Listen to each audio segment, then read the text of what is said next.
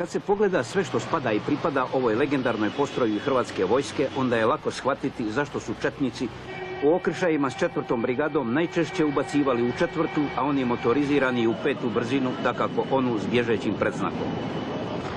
Isto vrijedi i za splitske policajce specijalce.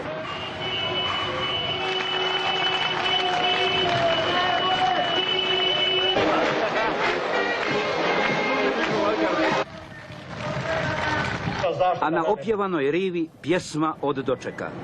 Najprije pozdrav domovini, a onda minutom šutnje počast najboljima iz 4. koji ostadoše na vječnoj straži slobode od Kruševa do Prevlake, od Maslenice do Knina.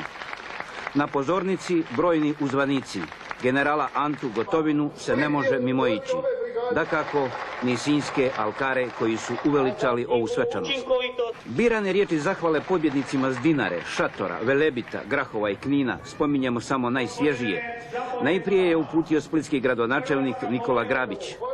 Okupljenom puku o vitezovima iz 4. sve najljepše besjedili su i župani dalmatinski.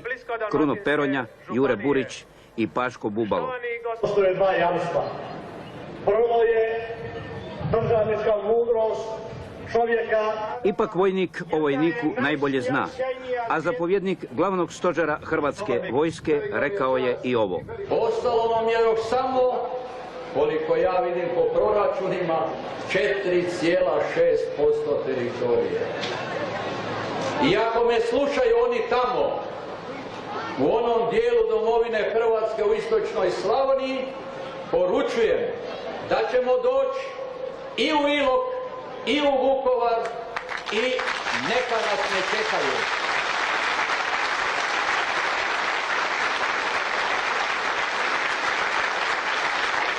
Dakako, u ime specijalnih postrojbi policije govorio je general Mladen Markač.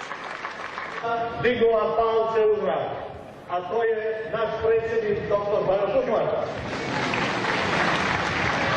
Na kraju službenog dijela čulo se i veliko hvala Splitu, domovini, hrvatskom vrhovniku iz usta stožernog brigadira Damira Krstičevića, najmlađeg zapovjednika jedne profesionalne hrvatske brigade. A onda je uslijedila zahvala splitskih umjetnika pjesmom Dakako. I na kraju moramo reći, ovo Split za svojih 1700 godina nikada nije doživio. Svaka čast i Splitu i 4.